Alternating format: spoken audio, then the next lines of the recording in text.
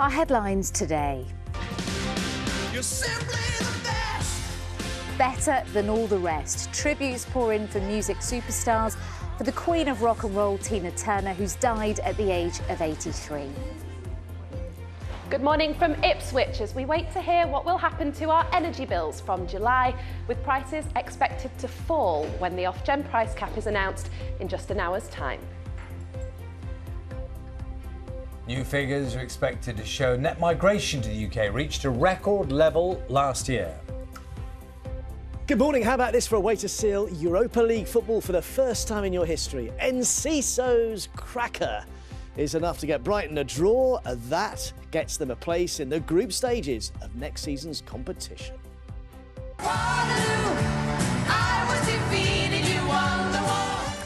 And we'll hear from ABBA on those Eurovision reunion rumours. Patients are being urged to shop around on the NHS app and website to cut their waiting time for treatment in England. IT systems have been updated to allow patients to view up to 5 providers, filtered by distance, waiting times and quality of care. NHS providers, which represents hospitals, welcome the move but said tackling staff shortages would make the biggest impact. Rail investigators say they'll be looking at an incident at Clapham Common tube station where passengers smashed windows to get out of the carriages after thinking there was a fire. They'll look at London Underground's procedures as well as brake maintenance to try and improve safety. A funeral service to mark the life of one of the last black RAF veterans of the Second World War is due to take place in Westminster today, after it was moved to a bigger venue because so many people wanted to attend. Flight Sergeant Peter Brown died alone in his flat in West London last year. A council appeal was made to find his friends and family, but instead it was inundated with requests from strangers wanting to pay their respects. And the V&A Museum's new photography centre opens today. It'll be the largest permanent space dedicated to photography in the UK, with 7 galleries. 4 will showcase the museum's world-leading work and its diverse histories. One London artist is very excited to be part of it.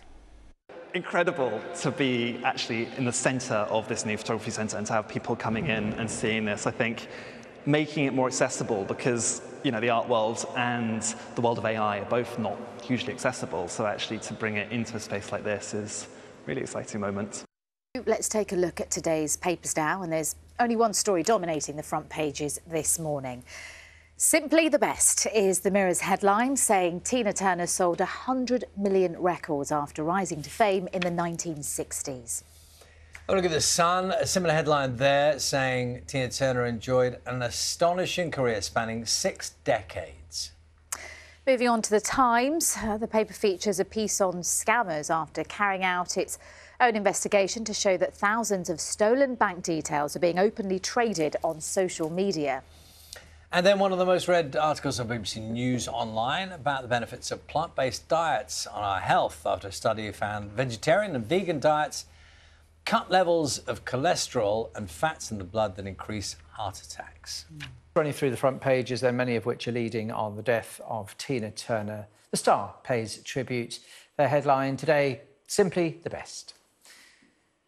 A similar splash you might expect on the front of the Sun, and it's a full house for the Red Tops, who all have a version of the same headline.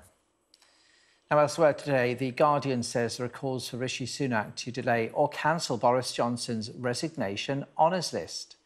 The Times leads with the head of the public inquiry into the pandemic demanding the Cabinet Office hand over unredacted notes and WhatsApp messages concerning Boris Johnson's handling of the situation.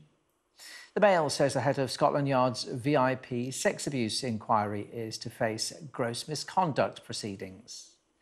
The Telegraph understands millions of people receiving unemployment benefits are not under any obligation to look for a job in order to keep collecting them. The Metro reports on the case of a woman who has admitted stalking 2 Chelsea footballers and harassing another. The Eye says forthcoming interest rate rises will be used as a means to ease inflation. The FT has a story on soaring gilt yields, the interest paid on government bonds. And the Express welcomes a decision by Tata, the owner of Jaguar Land Rover, to build a new electric car battery plant in Britain instead of Spain. Now, if you want to see any of those front pages again, or indeed read the stories, then do scan the QR code on your screen.